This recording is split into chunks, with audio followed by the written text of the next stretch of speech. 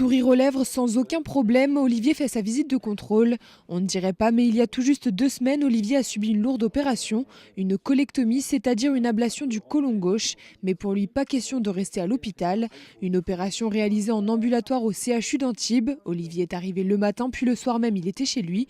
Pas de douleur ni de complications. Le lendemain, Olivier faisait le tour du Cap d'Antibes à pied.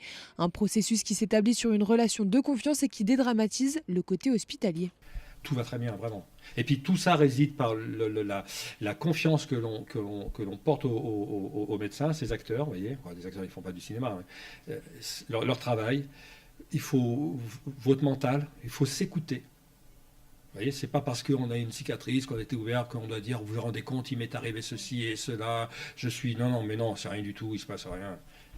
Mais c'est l'excellence, il n'y a pas d'autre mot, c'est l'excellence, la perfection. Mais après, c'est que du confort, parce qu'après, le lendemain, vous êtes chez vous. Vous voyez, vous avez vos repères. Oui. Il y a juste une consultation. De toute manière, au pire des cas, si ça ne va pas, les médecins vous laissent vos coordonnées, c'est leur téléphone personnel.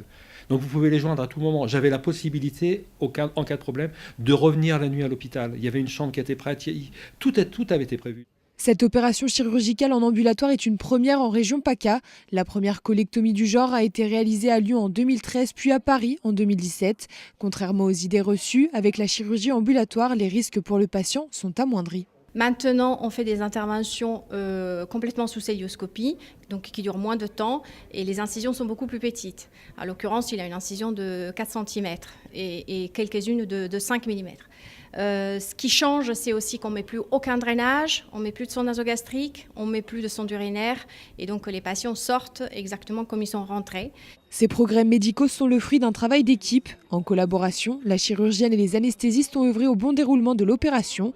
5 rendez-vous ont eu lieu avant la colectomie pour qu'Olivier soit en pleine confiance. Un protocole analgésique sans morphine a été utilisé pour permettre d'évacuer au plus vite les médicaments reçus. Il y a des progrès sur les techniques chirurgicales, mais c'est aussi l'évolution du protocole anesthésique qui permet à la fois d'endormir les patients suffisamment profondément pour permettre l'intervention, mais en les éliminant vite aussi de récupérer rapidement des fonctions normales et une autonomie qui permet le retour à domicile le soir même.